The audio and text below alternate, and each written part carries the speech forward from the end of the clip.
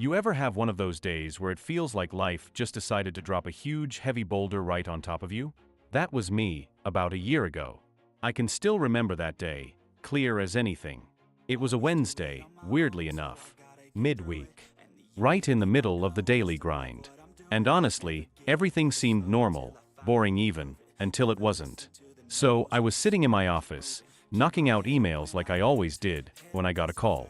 It was my boss. I should have known something was up. You know, that cold, distant tone where they're clearly reading from a script they've used too many times before. Yeah, it was one of those calls. Turns out, they were downsizing, and my department was on the chopping block. My whole job, gone. Just like that. My mind went blank.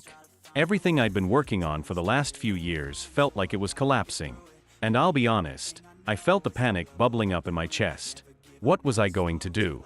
How would I pay rent? What was my next move? But then something hit me. And I don't know why it came to me in that exact moment, but I remembered a quote I'd read from Marcus Aurelius.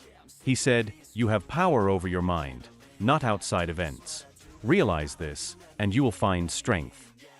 I sat there in my tiny office cubicle, phone still in my hand, and those words sank in. Deeply. This whole time, I'd been so focused on the external, my job, my career, the things I couldn't control, that I'd forgotten about the one thing I could. That thought flipped a switch for me. Sure, I had no control over the company deciding to let me go. That was completely out of my hands. But what I did have control over was how I was going to respond to it. So instead of spiraling, I decided to step back. I took a breath. And another. Slowly, I started thinking differently. This wasn't the end of the world. It was a setback, yeah, but it didn't have to be the end of my story. The next few weeks were tough, I won't sugarcoat it. I had to figure out my next steps. But I approached it like a challenge. I started waking up each morning, reminding myself of another Stoic lesson. Epictetus said, "It's not what happens to you, but how you react to it that matters." Every time I started feeling overwhelmed by the job search, or the stress of not knowing what was next, I'd come back to that. I had the power to choose how I reacted. That was my superpower. Slowly, things started to shift. I found freelance gigs, which wasn't something I had done before, but it gave me the freedom I didn't know I needed. And honestly, it opened doors I didn't even know existed. I started working on projects that lit me up in ways my old job never had. I wasn't just going through the motions anymore.